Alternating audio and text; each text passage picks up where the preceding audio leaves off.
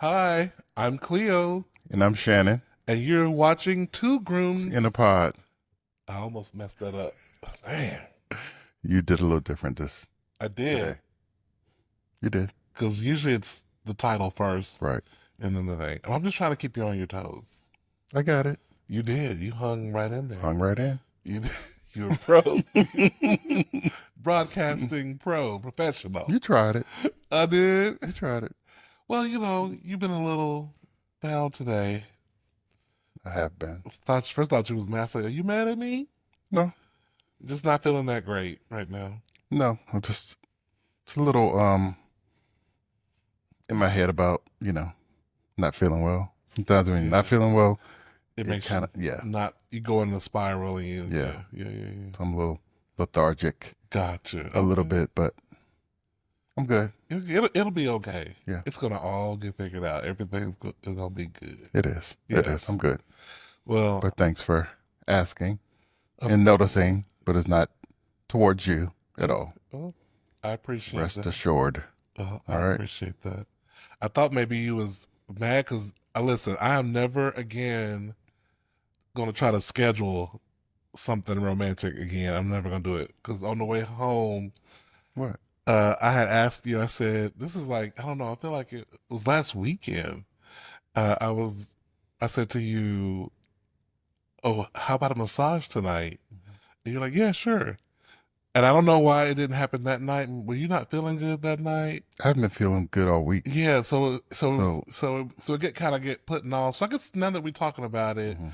I feel less guilty, like that I promised something that I didn't deliver. It wasn't you. I wasn't feeling it. Yeah, it wouldn't. I mean, well, not feeling it. I just wasn't in the right Right. physical Like, yeah, space to, you're receive kind of it. having a migraine. Yeah, I was migrating Yeah. some muscle Yeah. issues. Yeah. So I was just like, okay. Yeah. So I guess okay. So maybe I will continue to say, hey, tonight's the night. You know. Sometimes we just have to do it because Yeah. whenever That's true. Yeah. I seem to announce something or we say, "Oh, let's do this," it never comes to fruition, right? Right. It has to be And like, hey, hey, let's go. Let's right, do this. right, Yeah. That's true. yeah. 'Cause I Yeah. think we just sabotage each other or jinx it or whatever. And I don't know, just something just happens, or Yeah. it gets too late, or Yeah. or we start doing something else, or, whatever. Yeah, I'm tell you guys, that's I guess that's married life for Hmm. you. Um, Life Hmm. gets in it, but we're purposeful still though. But Yeah, I mean, because I don't come. You said you was gonna do this. yeah, You yeah, know? So I'm glad we don't do that to each yeah, other yes. because the pressure's on. Mm-hmm. Then Yeah, exactly. Oh God, let me do this. I want him to be yeah, mad at me. I just like when Yeah, life kind of just flows. yeah. But I do still think it needs to be sometimes maybe not announce it, but in my mind, Hmm. okay, I'm gonna do this because you can't just let it happen because if you just let it happen sometimes Hmm. you'll end up on the couch again watching TV. You'll end up because you're tired, you're trying to decompress Yeah, and da da I da. get it. And I don't mean you, I mean like me, the general General. you listening. Hmm.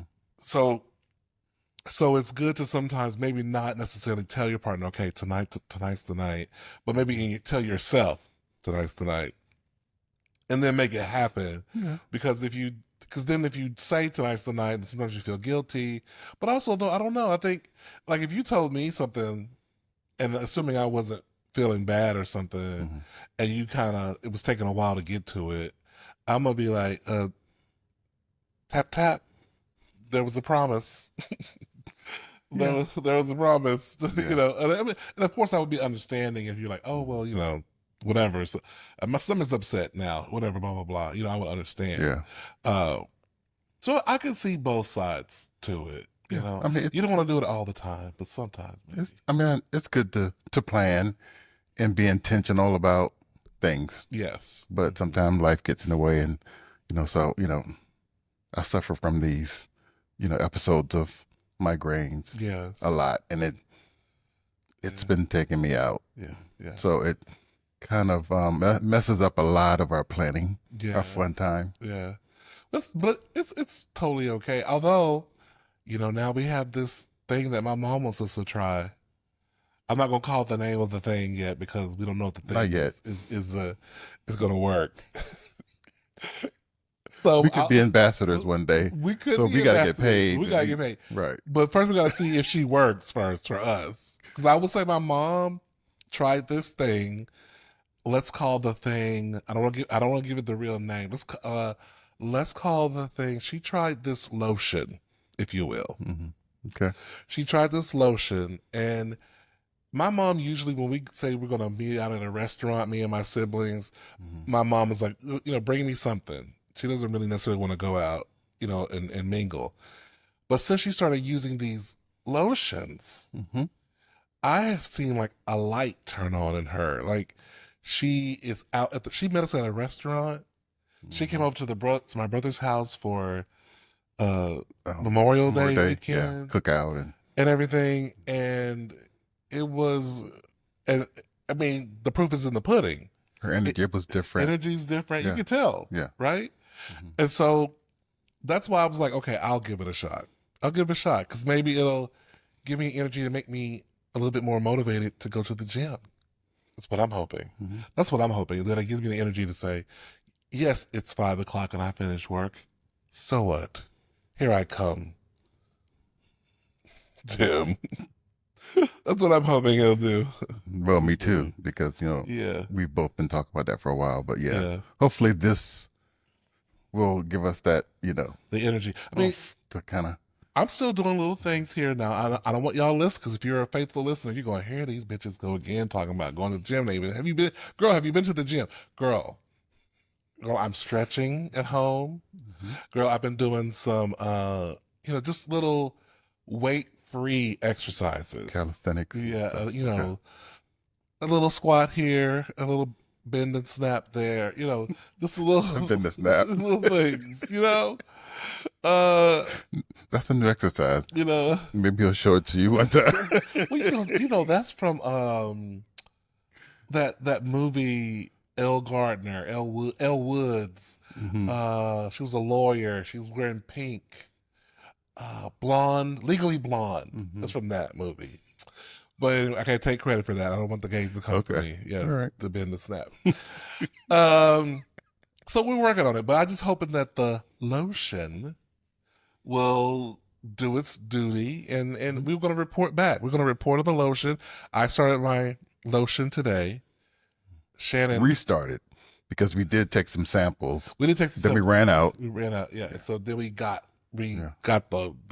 a month supply basically, just a couple of days over a month. Mm-hmm. So we're going to take it daily and see how it goes. And since this podcast is a weekly podcast, we will report weekly on if we feel any differences Progress. and if we are turning into zombies.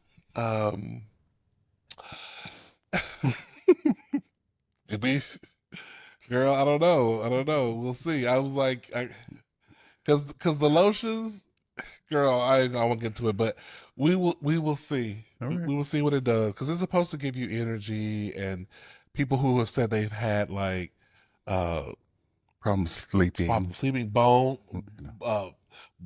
Muscle aches muscle aches and bone joint problems have felt like those things have kind of gone away through using this lotion. So hopefully it'll help me because I have some of those concerns. Yeah, Yep. So we'll let you know Optimistic. we'll let you know about the lotion Okay.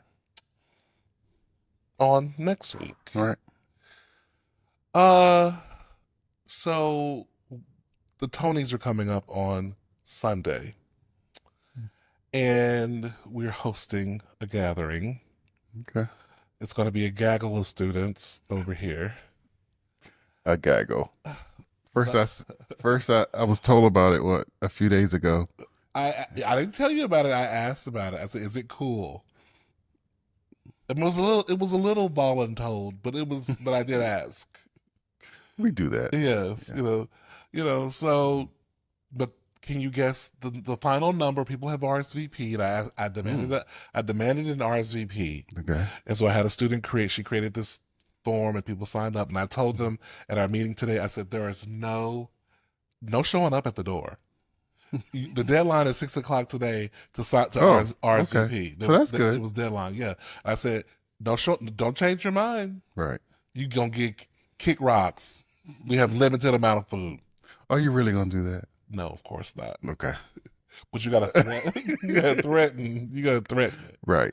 Because some who RSVP'd will not show up. I Right. kind of hope so, just because it'll make more room. I mean, I want everybody to show up, but it just make more room for the people who show up.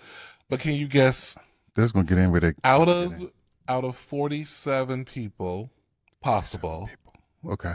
how many RSVP'd for the party? Would you guess? I'll give you two guesses. I'll tell you higher or lower. Because people had to RSVP by a certain time, I would say at least half of that. 25. Higher. 30. Still wrong. It's higher. One more time. 40? Okay, you struck out. You struck out. It's 33. Okay. 33. That's a lot. We've never had that We've many never people had here. 33 people here. I think the closest we had was after the wedding, the reception we had here with the And it was in the 20s it was in the 20s at one time. at one time. Yeah.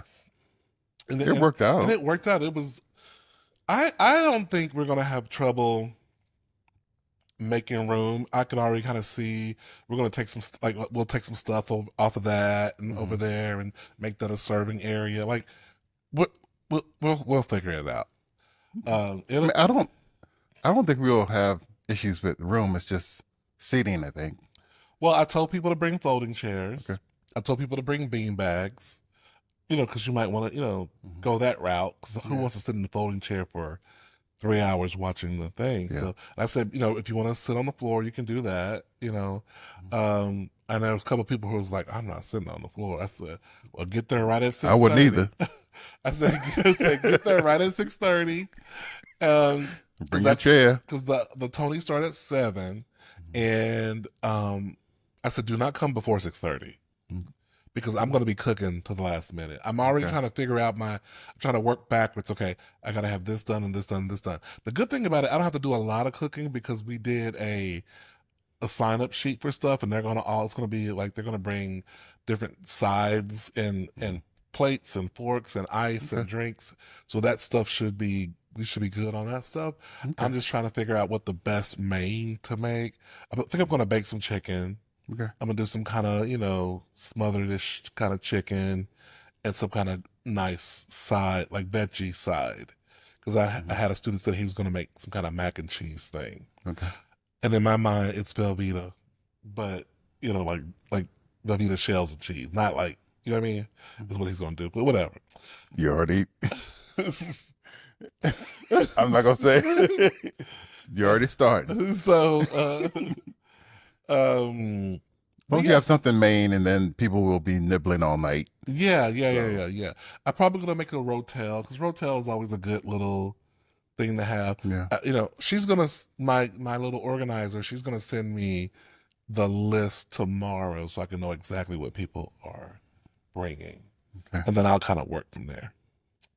But it'll be fun. These are young theater artists. They'll be watching the Tonys with their opinions and critiquing and saying this is good and that is not, and that person deserved to win and that person didn't. So Right. it'll be fun. I don't think I've ever seen the Tonys from start to finish. Frankly, I don't think I have either. But we are going to Sunday. I mean, I probably still won't. I'll be bebopping around, and I may even break out some spades or something for people who want to act the fool on the table. Get them spades. Here you go. But I'll keep it cute because the students are there. There won't be any like let's just do Uno. You bitch, blah blah blah. Or well, Uno is probably just as worse because more people can play Uno. But spades can be cutthroat. And yes, true that. So we're looking forward to the Tonys on Sunday. Be fun. Yeah.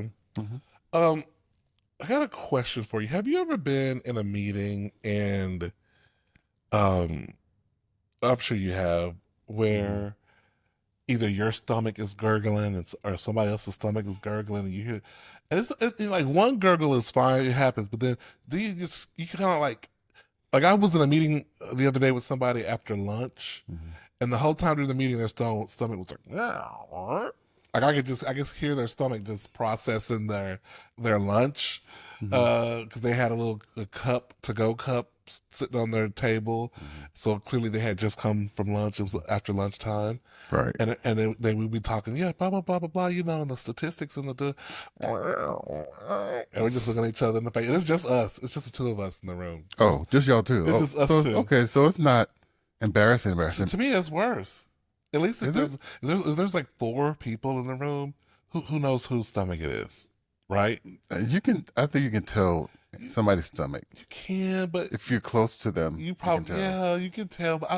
But in my denial, you could pass it off. But when you're in a meeting with just two people, I know it's not me. You know it's not me.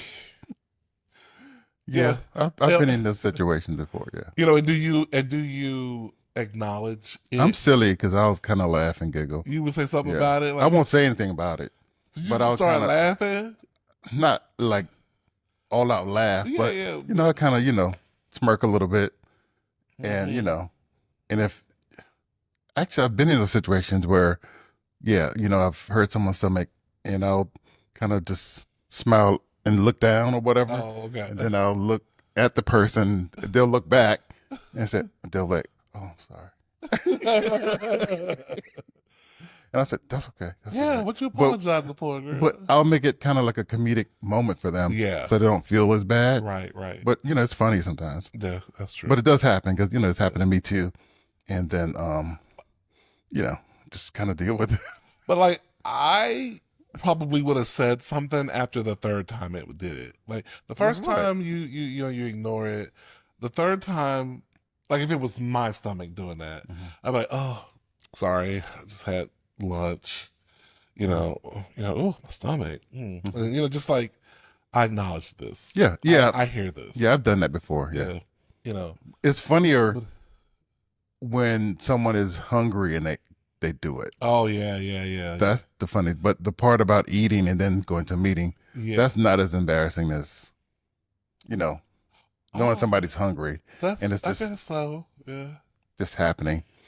No, I'm like, I'm Yeah. starving, but I'm sitting here in this meeting with you. Hmm. So, Yeah. chop chop.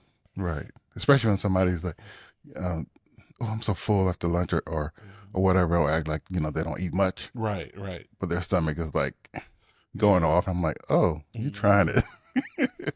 So yeah. Now, why is it that? Because the other day I was sitting there talking to somebody, and they had like a bat in the cave. You know what I mean? Everybody know what bat in the cave means? Mm-mm. I'm Yeah, they sorry. had a booger Oh, hanging, okay. hanging out like a bat in the cave, Okay. and I could see it. And we talking, and I was like, should I say something? And then I thought I should say something because I don't want this person to walk out of my office or wherever we were, and then go somewhere else, look in the mirror, or somebody and go, so and so, you got a booger hanging out your nose. Mm-hmm. And I was like, oh hey, you got a little something on your face. And then we just kept the conversation going. I said, you might want to get your nose. You got a little something, got a little bat in the cave. And then we kept going. And then I thought this is gonna sound so stupid, but I was proud of myself because sometimes you feel a little embarrassed for the person and you won't say anything. Mm-hmm. But who I am as a person, if you say, well, are you the kind of person that would tell somebody they got something on their face? I would say, yes, I am. I am. I'm that kind of person. But when it happens, you do feel a little I don't feel anything. I let them know right because away because without it's helping them any, out. Yeah. yeah. Because I hate when because it's happened to me, Mm-hmm. and as soon as I left that person and I was able to look at myself in the mirror, I'm like, why didn't that motherfucker tell me had something coming out of my mouth? I expect people to tell me because Right. that's just who I am. Yeah. So I always tell people, Mm-hmm. hey, can check whatever, because they don't know. Apparently, they don't. Right. Right. Nobody wants Yeah. that, appearance. Yeah. Well, good for you. I mean, you're more. I guess in that you're more forthright. Yeah, And I'm always like, if someone's collar is kind of off, I'll like, mm-hmm. oh, fix your collar, whatever. I just Oh, for me, it's all about those kind of things are pretty yeah, easy. Like, oh, yeah, fix your collar, hmm all your shirts tucked in, whatever. If some woman was walking down the hallway and her dress was tucked up in her panties or something. But girl, Yeah. hey, I don't feel embarrassed about stuff like that. But I don't know. I guess it's like I don't know what it is specifically about boogers or I don't know. Maybe if you had some sleep in your eyes or something like that. Somebody did come in my office one day and they had sleep on the side of their mouth, Mhm. and I didn't say nothing. That's a deeper thing. I was like you ain't been up Or you didn't to wash your face. you or you Or didn't you eating and you didn't wipe your mouth or right something. That's a exactly. little different. Well, is that a I little think. different? Okay, I think so. well I didn't say nothing, so I Okay. didn't say nothing about that one. So uh, I always say on here all the time I am scrolling through and looking at stuff. Mm-hmm. And the other day I saw um, this woman Mm-hmm. who was talking about something with her job and she was crying to the camera, like, oh my God, guys, they did this to me. And, blah, Mm-hmm. blah, blah, blah. And I was just thinking, why do you come on camera to cry? I mean, I guess there's times for that. I guess let's say you're in the news, you're in a war torn country, and you're like, they're not. We need food. The Was it that electricity's serious off. though? No, it Or was. was it like a This was not personal? this. It was like a personal. She was having issues at work, Mm-hmm. and she was just tired of her shit at work, and she was just really upset about it and crying. And I was. It just felt. It felt. Fake? Or It felt personal. That you don't you have a friend like this is she was something that you should be talking to your friends about. so you're saying that certain things are not made to be a monologue on social media? Yeah, and listen, we talk about all kinds Or of what? stuff on here, but I'm just saying it.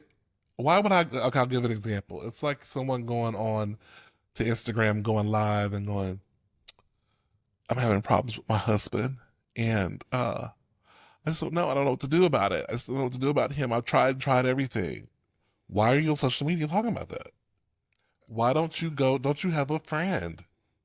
Well, Am I wrong? no. Some people put too much on there. So for me, half of the time, I don't think it's real, Mm-hmm. or that they're looking for sympathy. Okay. I don't think they're looking for legitimate.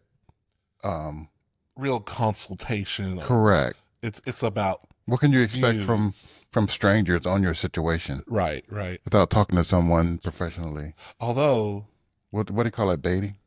rage baiting, Yeah. clickbait. Yeah.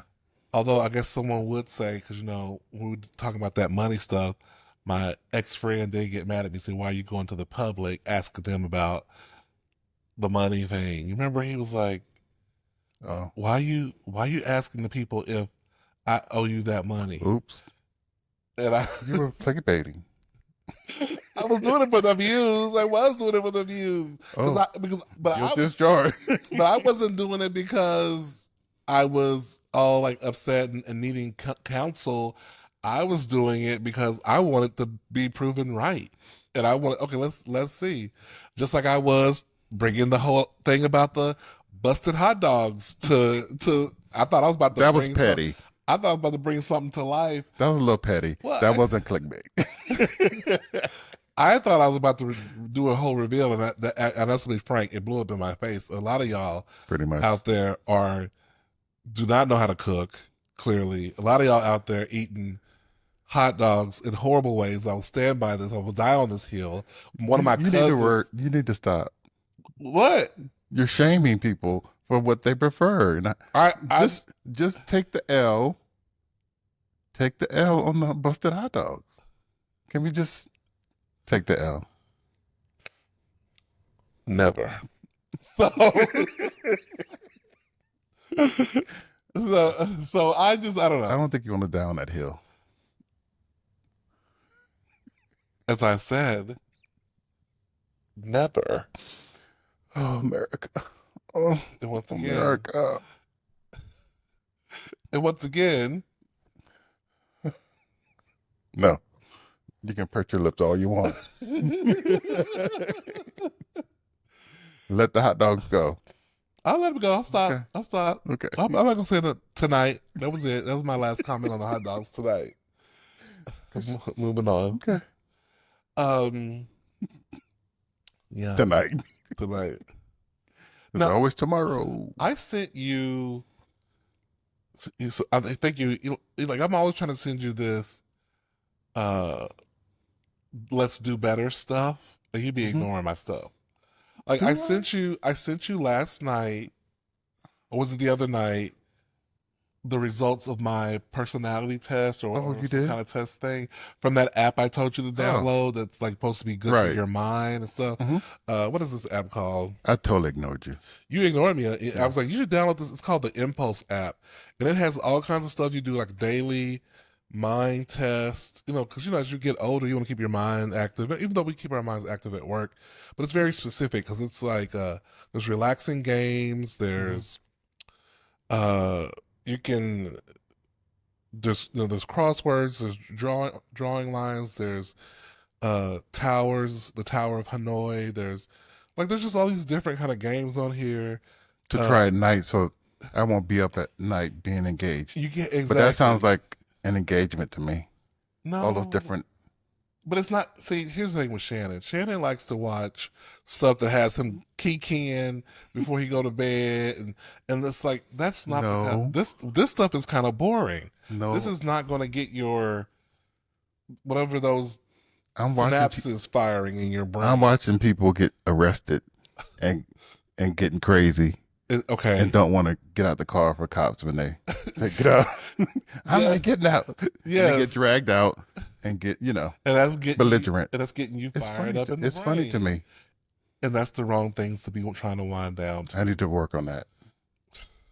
I really do. I need you to just then you freaking just download the app and Well, that's why I have Sudoku and but you clearly solitaire. there's a bunch of different games in this Impulse app. Okay, So you I'll try it. just try the app and see how I'll you try feel it. about it. But I did ignore you. I'm sorry. And this is not an ad for Impulse, although Impulse call a brother.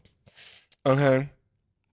So check that out. But you turned me on to the word game, Yeah, and I still play that.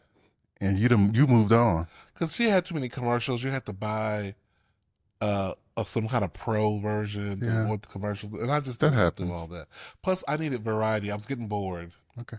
This has variety. It has those kind of games in it. It has other kind of games in it. It's variety and simple stuff. Nothing that's going to get you extra excited or Okay. whatever. All right. I don't know. I feel like this episode is very.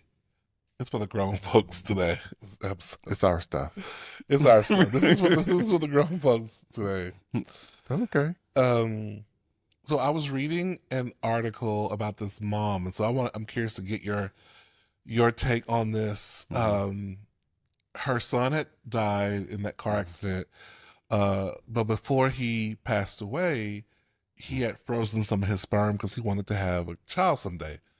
Just, Okay. which is really kind of unique for a man to freeze sperm. Mm. Anticipating having children in the future. That tells you he really wanted to have a kid. Right. So she, the mother, Mm-hmm. employed a surrogate, Mm-hmm. and I guess she got some eggs for somebody, and she used her son's sperm, and now she's had her grandbaby. Mm. Some people That's were different. saying that's weird. They were like, the boy's Why is that gone, weird? let it go. Is that weird to you, or No. that's? So tell No. me how you feel about it. She's honoring what he wanted, Mm-hmm. and if she's able to, be there for that child Mm-hmm. and raise him, and in memory of her son, I don't think anything's wrong with it. But you don't. She's probably well over 55, for sure. I don't think she would have went into it blindly, not being able to, She not, do. you think she's not too old to be raising a kid? I mean, for me personally, yes, but for her, she made that sacrifice for her son. Yeah. Okay. I don't think anything's wrong with it. Okay. You see, I had to set you up there. You sure did. You've been trying me all night. I don't know what's going on. Am I easy target? Clearly, You trying to keep me on my clearly you're toes, not. Yes, I'm keeping but you I got you. engaged. You I got got you, me. boo. You got me, boo. Yes, you do. You got me. Because Shannon has always said, if you listen to the podcast before, we've talked about kids, and he's always said that he didn't feel like he should have kids after he was too old to have kids. Now, Yes. he wanted to be a young father, not a Right. geriatric Correct. father playing Correct. with kids. And so I was just trying to see if he still felt the same way when it was someone else's. She was on someone else's foot. Right. But clearly you do. Clearly you do. Yeah. I mean, if she went through all of the, steps to make it happen, Mm-hmm. I think she thought about all the, her options about aging for herself and then, for the longevity of that child. And clearly she has contatas because Maybe the son had money and, right. and Because whatever the case is, because she's ready. the money to pay for the eggs to create the embryo and Heard that's however expensive. that work, that is expensive. Okay. But congratulations to that woman. She got what she wanted. And so, cool for that. What do you think? If that's what she wants, good for her. I'm not Okay. I don't care. You don't care, or you just I don't care. I thought it was an interesting topic, but I don't have okay. I don't care. I'm not invested in that woman's choice. But I was just so many people online though were Okay. just calling her out and saying she was it was unfair to the baby Also, because she's going to be a geriatric mother, that when the kid is 13, this mama is probably going to be in her 70s or older. I'm quite sure she probably has a village of people to support. I don't think she was like totally single with no brothers, sisters, or whatever. I'm quite sure she planned. But I think people are saying what you're saying, which is why you want somebody else running around playing with your child, blah blah blah blah blah. And you're gonna explain to the kid let me stop, that you were not born naturally, that it wasn't your dad had sex with your mom and da da da da Who cares? and all that kind of stuff. Well, that's what the people online be saying. Who cares? Mind your business. If you don't want to do it, don't do it. She did it willingly, however she wanted it in her own way. Yeah. Shut the fuck up. Oh. I mean, they might be a little extreme, but everybody has an opinion. Yeah. Yeah. True that. Yeah. To bring life in the world and plan it, I think you have your ducks in a row. Yeah, I agree. So, mind your business. Now, later on in this episode, we are going to be talking. We're going to play a clip from an interview that we did a few days ago with the actor Frank Britton. Frank is an award-winning actor, Helen Hayes Award winning, out of the DC area. He's worked all along the East Coast on some major stages, the Signature Theater, the Folger Shakespeare Theater Company, and on top of that, Frank and I have been friends for 17, 18 years since we've known each other, that we did a little show called Insurrection Holding History back in the day together. And he's just a really cool guy. I just wanted to talk to him and get his take on what it takes to be a working actor, because he's been a working actor for as long as I've known him. And we're all about talking to different people from different walks of life whenever we do our interviews on this podcast. So we will be talking to Frank shortly. We'll play that clip for you. So when you see us wearing different clothes, we're not trying to deceive you. It was just a different night that we could record that interview with Frank, because when we can record with each other anytime, but when we record with a guest, we have to, of course, work around our guest's schedule. Right. And that's the beauty of being pre-recorded. So before we get into that, I do have a few some write-in questions. Oh, we got some Yeah. from my email, or from the email and a DM. Oh, okay. So the first question is, me and my friend, we were close, but now she ghosts me. What happened? What should I do to get the friendship back? That's, I mean, only you, I mean, the only you can do is ask her, you know, and And see if, what she says. but if she's ghosting you and not responding to your text messages and things of that Mm-hmm. nature, I say you gotta. This is what I say.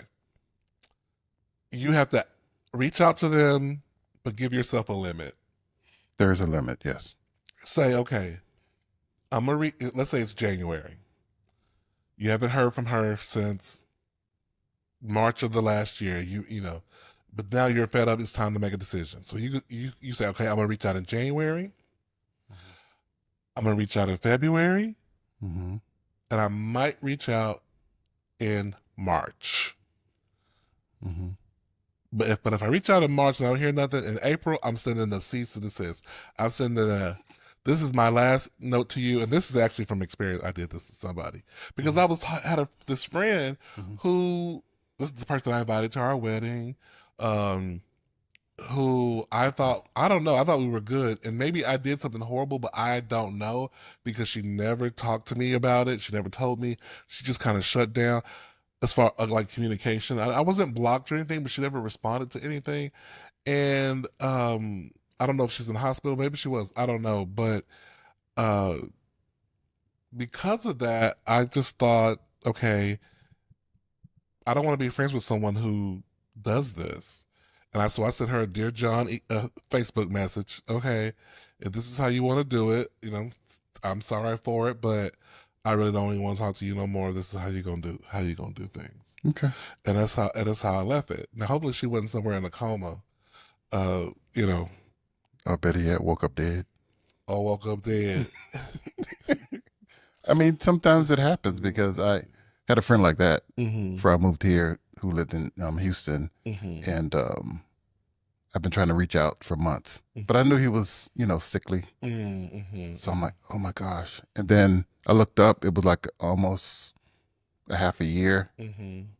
He has not responded, and he always responds. Mm-hmm. And so looking on, social media, and then I saw his boyfriend.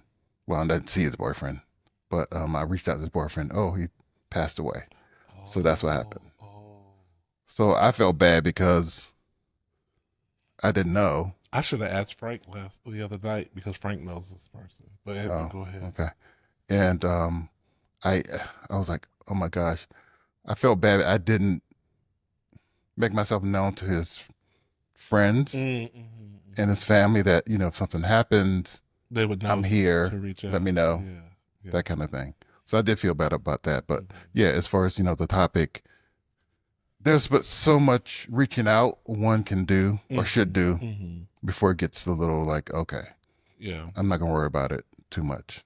It then depends yeah. on what kind of friendship you have with that person. If Right, it was a really close friend and you're like really kind of weirded out right. by, why did you ghost me? But see, That's a little different. I'm friends with gays, and gays stay doing ghosty kind of stuff. So that's why it's hard for me to go right to something's really horrible that's happened because like, gays be petty and doing that kind of stuff. Or I just didn't really feel like dealing with anyone. I was going into myself, and you'd be like, girl, you could have told me that. You could have just sent a text and said, girl, I'm going offline or something, Yeah. or I am offline when you receive the text message, and not ignore them. So yeah, it depends, dear listener, dear Mm-hmm. watcher.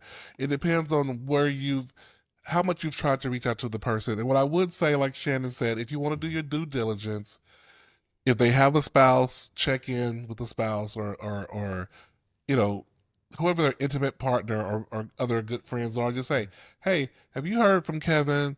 And if they say, yeah, we hear from Kevin all the time. Kevin was just at the party. You see Kevin posting on social media, and Mm-hmm. and, and so Kevin's alive Right. And doing his and thing doing without his you. thing without you. Then you should block him. Yeah. But that's what you should do. But if you haven't seen any inkling of Kevin, do some investigation. See if Kevin's still alive first. He might have met somebody new. You know how the girls do when they meet somebody new, they Disappear. disappear. So that could be what's going on too. So just get more information that you can. Be patient, but also keep your hand on the block button and be ready to block if necessary. Don't be afraid to block if necessary. Okay. And I must admit, I've been one of those ones that has ghosted a few times Mm. in my life. And I've been called on it. Were you ghosting to be ghosting forever, or just being a bad friend and not responding? A bad friend not Oh, responding. okay. And I think I was just I don't say going through stuff, but I was moving and just Mm-hmm. kind of trying to get my bearings here and Mm-hmm. things like that. So I kind of just stopped communicating. I was just busy, right? Right. But not too busy to say hey, bye, Right. whatever. Right. So that's no Yeah, I excuse. can't co-sign that That's no behavior. excuse. Yeah. Mm-hmm. And they called me up and said, "Hey, it don't take but a second to Right. say Hey, hey," man. Yeah. and I was totally Mm-hmm. wrong. And Yes. we're in a better place, but we were never like the best of friends. It's always online mostly. Mm-hmm. Mm-hmm. Um, but yeah, it caught me, Yeah. so I had to like, okay, sorry. Yeah. Okay. So we had another person message us and was saying that they are trying to figure out how to deal with their family at family gatherings when they have totally different values.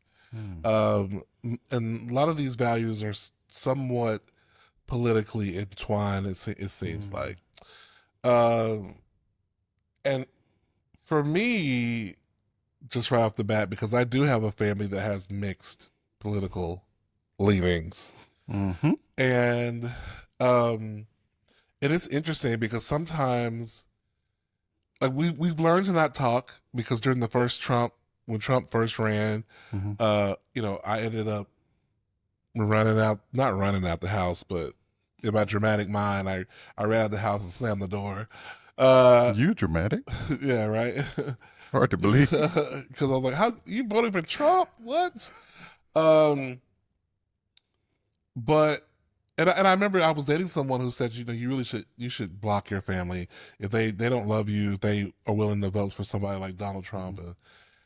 and it has been a conflict in the sense that because I know that my family loves me, but I also know that you only know what you know. Right. You only know what you understand. Hmm. And it's like, I don't know, and I don't want to sound condescending, but but I feel like that's what it is that I believe that I see the light. Honestly, I believe that I know who Donald Trump really is, and I feel like they have wool over their eyes. That's the word or whatever. The scales are on their eyes as it relates to him, and so this is kind of the for better or worse part of it. It's not like their one vote is what's going to determine everything.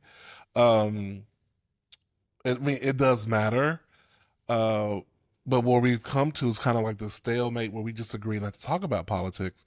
But sometimes things will slip in, like a comment about this or a comment about that, and then everyone just lets the person have that moment, and we just move on, and nobody comments on it. There's no. On occasion, it's something maybe some things can be politically related, but they're not political. Like we talked about this before. Let's say, and I haven't talked to my family about this, so I'm not saying my family believe this, but I'm just going to use this as an example. Well, they were saying they're eating the dogs, they're eating the cats, right? Okay, we're saying that dumb stuff. Right. Right. You could be in a situation with your family where somebody's sitting there going, well, they're eating the dogs and the cats, Hmm. in the thing, and you just be like, well, Snoops has said that's not true, and Hmm. there's the people in the town say it's not true. So we gotta understand those things. That people are just putting out some crazy stuff, and then you kind of move on. Right. You don't get into Right. the deep, what the underpinnings of all that Hmm. stuff. And I think you have to kind of find the way through that. You have to decide: can I? And it's almost hard to say. You have to kind of in a way, get in denial a little bit. about Because what about the ripple effects of what those opposition of beliefs are. Like if I really delved into it, okay, if I was just my honest self, I would say you supporting Trump and the Republican Party is a ripple effect of anti-gay rights. Mhm. It's self-sabotage for yourself as a black person because of clearly we saw all the anti this, that, and the third. Even as women who supported Trump, it's a problem for you in that way. Like, So for you, it's kind of like all or nothing. For well, him, it's for. I mean, well, let me just say today, right? Because growing up, we've had friends who were of different political parties, yeah, and we all were able to agree to disagree and still yeah. commingle and But the Republican fraternize, Party right? was very different then, Yeah, right? Yeah, I'm just saying that yeah, it seems like today in the last few decades, yeah. it's a distinct line between a lot of the Because there's a politics now. and the lines because it's not just about who's going to do taxes, who's going to raise the taxes on my house, who's going to tax liquor. It's not just about, or even just about, you know, insurance going up a little bit. It's about people talking about rescinding, allowing gay marriage. It's about uh, people doing things to restrict the vote so that certain people can't vote. Hmm. There's like some There's life so many changing things. things Yeah. that you can't just say, okay, that's just politics. It's not just Right. politics. It's some major life stuff. And for me, I had to compartmentalize in order to be able to return to my family. Okay. And not all, because not all my family feel that way, but some of my family, I had to compartmentalize that and go, just pretend that that part's not really there, Mhm. um, so that I could enjoy the other part. I get it. You I know. get it. I haven't had that issue like Mm-hmm. uh, with a close family member. Mm-hmm. Some friends, but Yeah. Now with friends, I'm not putting up with that. yeah, I get it. I'm not. I don't have to. For friends, chosen family. I'm not putting up with no bullshit like that. Well, in this day and age, because the other side, so to speak, is so polarizing, and it's so many things on that list that they are trying to take away Mm-hmm. and denounce, and there's a clear line Yeah. of negativity. That's all I can say. Yeah. Well, yeah. I mean, there's a lot of white Yeah, supremacy going on, yeah. basically, Hmm. and a lot of anti-woman stuff Hmm. going on, and anti-children. I mean, they tried to pass a bill that said a kid could not be a dependent after around the age of 8. Like at 8 years old, you're no longer dependent. I mean, what kind of craziness? Anyway, it's not. It's just a This is all crazy. laundry It's a list laundry list. of idiotic Yeah, kind of which makes it difficult political sometimes issues. when people in your life you love don't see it. So I would say to that person, if you can compartmentalize, because I don't think you want to spend your energy trying to change people. Yeah. I think that I have never changed anyone's mind in a conversation about politics. No. Never. No matter how passionate I've argued, no matter how logical I thought I was, I have never had anyone go, yes, I see it now. Hmm. So I don't do it. I don't do it anymore because girl, if you don't see it now, it's like if you don't know me by now, you're never gonna know me. If you don't know it by now for yourself, you're never gonna know it. At least not through me. So Hmm. I don't play that game anymore. I'm not getting my blood pressure up for that. You I'm shouldn't. not do it. You shouldn't. I'm not gonna do it. I don't know. Uh, That's my advice to but that that's person. why it's a good thing never to talk politics in certain places, like especially like parties Mm-hmm. or certain events or what have you. Leave Yeah. politics and money out of conversations Oh because. yeah. I know that's the rule of thumb, Hmm. but at some point, if we're going to be hanging out frequently and I'm going to be vulnerable around you, I do want to know your politics. I do I want to get know. that. Yeah. In this day and age, But that's more of a yeah, smaller personal kind of space, yes, definitely, more intimate definitely, yeah, settings. yeah, You want to be around people who are like minded and who, have your same interests. yeah. So that's a little different, No, I I agree. think. So, No, I agree. I totally yeah. agree.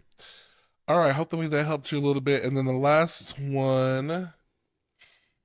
Mm-mm-mm. Oh, I think I copied and pasted the same thing twice. Oh, well, I missed it. Anyway, sorry, girl. I'll get you next time. We need Uh, an assistant. so now we're gonna go on to Mr. Frank Britton. We're gonna do our interview with him, and I hope you enjoy. Good night. No, we're not going to say good Oh, night. oh, sorry. We'll be back Until after. later. We'll be back after this this interview with Frank Britton. Okay. Great. All right, we're going to jump right into it. We are so excited to have our very, very special guest here today. A friend of mine from way back in the day. I was trying to remember how long we've known each other. It is the wonderful, the illustrious, the talented, the kind, the generous Frank Britton. Come on, Star. How you doing, Frank? Hey, Cleo, I'm doing well, thank you. And so nice to meet you, Shannon. Nice to meet you. Oh, now listen, Frank and I, Shannon, first met each other back in, I'm trying to, it was It before was the tens, it was 18 years ago, 18 years ago. Oh Wow. my goodness. 2007. I'm so glad Frank is the man for the data. He knows the data. He got a good memory. Mm-hmm. Oh my God, Frank, how have you been? How's life? How's life treating you? I've been doing okay, thank you. Just trying to keep everything together. You know how your grandma and your auntie used to say, "Child, just try and keep it together, child." That's all I've been doing these days, and just trying to work on the Yeah. grind. Yes. Now, see, one of the reasons why I wanted to talk to you, Frank, is because now listen, Frank is an award-winning actor. He's been there, done it. He's a veteran, but he's always been someone who, even no matter how much he's done, he always possesses, to me, the hunger, the desire to be better. It always looks from the outside looking in, Frank. It looks like you still come at it with the energy of a new person, even though you are a veteran in it. And I was just wondering, how do you sustain the energy, the passion that you have from year to year, day to day, week to week?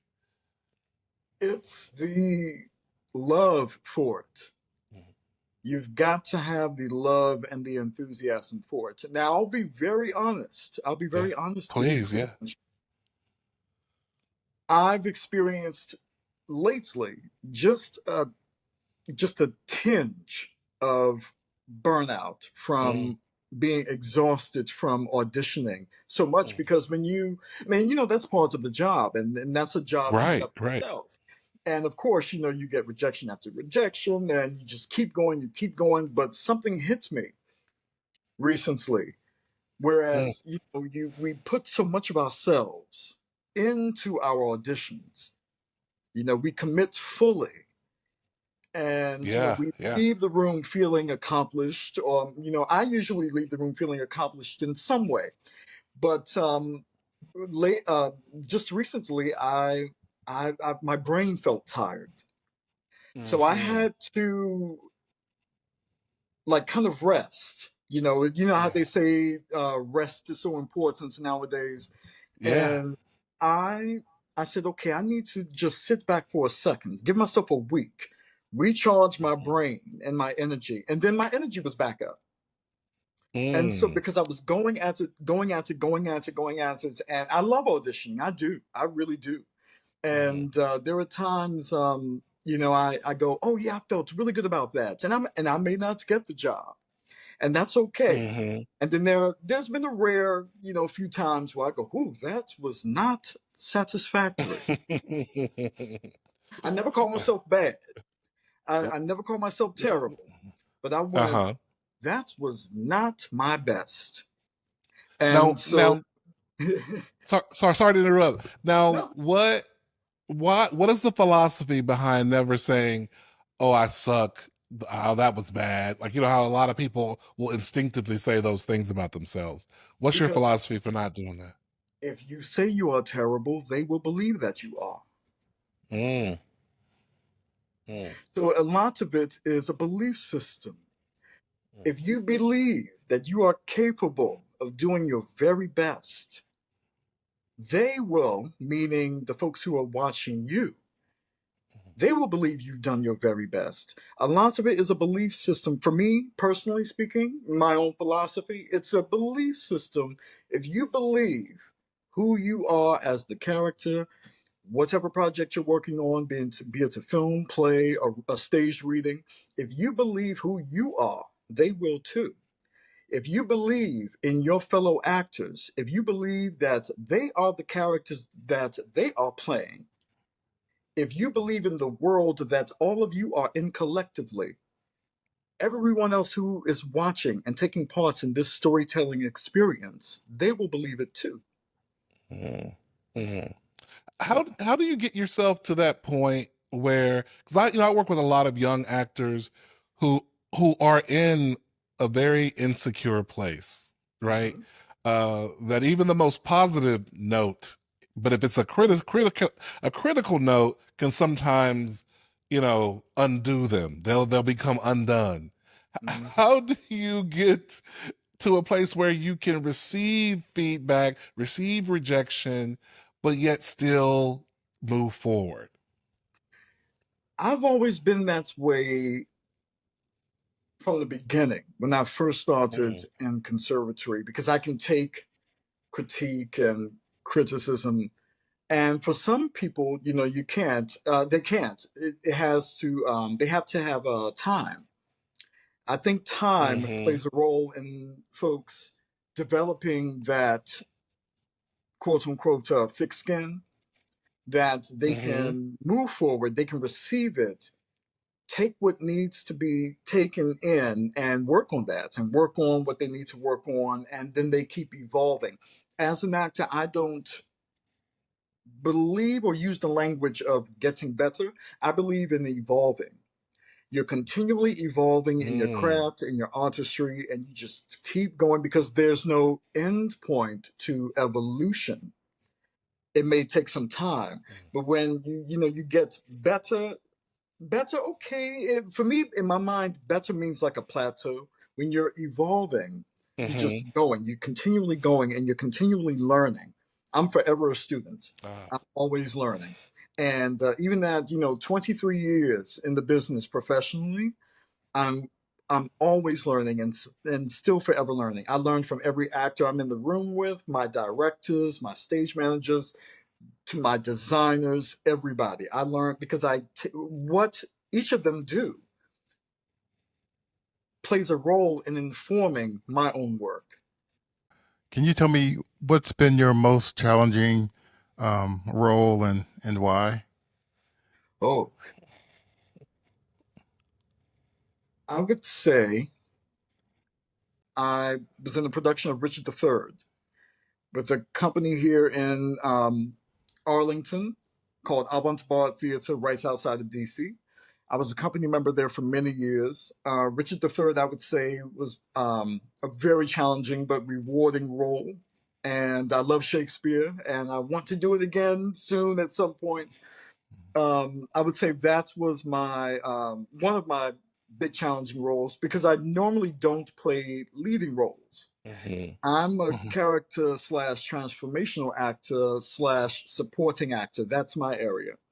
And so when I get the rare lead, it's always, it's a double blessing for me. But me, I'm one of those brothers. I just like to work. Hmm. Okay. I could be in the show. I've been in shows where it could have a 2:40 run time, 2 hours and 40 minutes, and this happened about 12 years ago. I was in a wonderful play called Biography back in the 30s. It was set back in the written back in the 30s, and great play. And I was only on stage for 7 minutes, three act mm-hmm, play, and I had a ball. and it was so much fun. I don't care how big or small a role is. I look at every role as a challenge to a Yeah. degree. And but I would say my other, well, actually, there are three challenge roles I've had in my career that I can pick from. Mm-hmm. The second one, I played Hambone in August Wilson's Two Trains Running in a Mhm. production of that. I've done that play now three times, and between 2014 and 2019, and that was very challenging for me because August is known for his language. And he's Mm-hmm. known for his arias, his August arias, where the characters have these huge monologues and there's a musicality within his language. Hambone says next to nothing. Out of Mm. all the characters in the entire century cycle of all 10 plays that August wrote, Hambone says the very least, from what I can recall, because he only repeats two phrases. He's taught a different phrase at one point in the play, but he only says, "He gonna give me my ham, I want my ham." So having that challenge of intention, different intention behind it, and saying the same two lines, Mhm. every other time in the play. Also developing the character. I love developing characters Mm. and characterizations. Mm-hmm. And with August, he doesn't give you a whole lot in that respect. He leaves that up to you, the actor, to create those characters. And so in the script, Hambone is described as only having his mental state deteriorated to the point where he repeats these two phrases. Mm. That's pretty much all he says in his stage directions. So I just had a great time just finding him or finding myself in him Mhm. to have this fully formed, fleshed out character. And then 5 years later, playing him again, with life, weight, age, getting older. I was almost 40 at that time. To to have to have that life, you got to have life. I wouldn't have played Richard III in my 20s, so I'm so Mm-hmm. glad I played him. I was 31 when I played him, so I was Mm. so glad that I got to play him. And the third, um, this one, just I would say probably the most challenging of my career thus far. Back in Mhm. 2017, I played Lucius Jenkins in Stephen Adly Guirgus's Jesus Hopped the A Train, Mhm. and that's a prison drama. So that's 245 run time of just verbal jousting. And, Mm. and I love, love, love, love, love Stephen Adly Guirgus. Stephen Adly Guirgus and August Wilson, those two playwrights, their work speaks to me in such a way that I connect with their work so strongly. And with Geargus, with A Train, I wanted that play because I appeared in the DC premiere of his play The Last Days of Judas Iscariot back in 2008. And with Lucius in A Train, it was so like my voice. I dropped my voice an octave. I had a Mhm. different rhythm, a different cadence of speaking, a different way of speaking. You know, I'm very big on physicality for my characters, so they have to have bodies and how they breathe, how they walk, how they think. Mm-hmm. I go right down to that. How they Mm. Mhm. breathe. How does my character breathe? Mm-hmm. And with A Train, it was physically demanding. There's this one scene in the play where I have this huge monologue, and I'm running in place, jogging in place like furiously, and then I'm doing push-ups at the same time. I'm on my feet and I'm just speaking and talking, preaching, and because he's kind of like the prison messiah, Mm. Lucius. He was, all about God, but he was a serial killer on death row, Mhm. Mm-hmm. and that was so challenging. It wasn't challenging getting into the mind of a serial killer on death row. It was Mm-hmm. just challenging, definitely from a technical standpoint, with the verbal challenge, Right. with these big speeches. Gilgas has his arias too. These Mhm. wonderfully big speeches and monologues,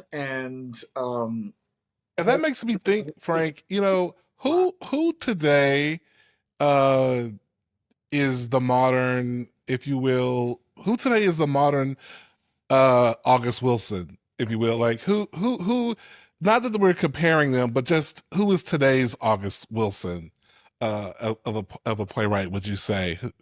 oh my. Now these playwrights are playwrights whose work I love, love, love. Um, Dominique Morisseau, Brandon Jacobs Jenkins, Stephen Adly Girgis, um, Mm, Kia Cawthron. Kia Cawthron is another playwright whose work I love a lot. Jocelyn Beale. There's so many playwrights out there whose work I love these days, mhm, because they're such wonderful wordsmiths. And mm, plays mhm. the plays have, they have messages, and they hit, and I love that. I love it when the language it Yeah. hits. I love it when the language hits. Let me ask you a kind of a layman's question, because you were talking about being in Jesus Top the A Train, big monologues, big speeches, lots of lines, a lot of physicality. And a lot of times when you combine those two things, people will lose lines, right? You kind of, because how do you technically hold on to the words, but yet allow yourself to be carried away by the emotion of the moment, and or living in the moment, and doing the thing, but yet technically you have to remember your lines, and sometimes it's a lot of lines. Like, how do you do that? Breathing.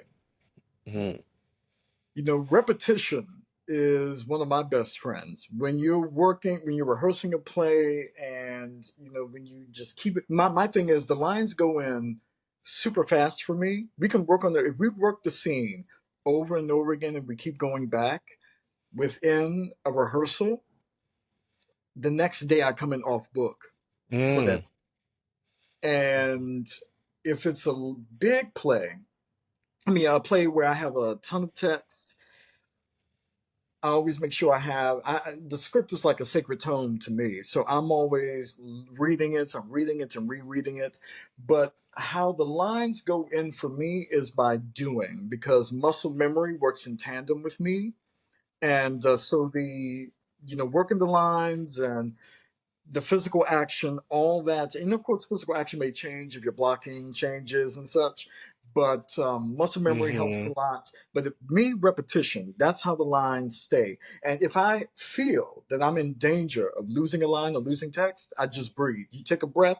I've told my students this. I say, if you ever feel that you're mm-hmm, losing a line or in danger of losing a line, give yourself like a slight beat, and you breathe. And more often than not, that line will come back to you. So, I hear that, after, talking to you, you've been in the business quite a long time. So, are there some things that you can teach or talk about, um, so that some of the younger actors can learn about, or try to learn about the longevity in this industry?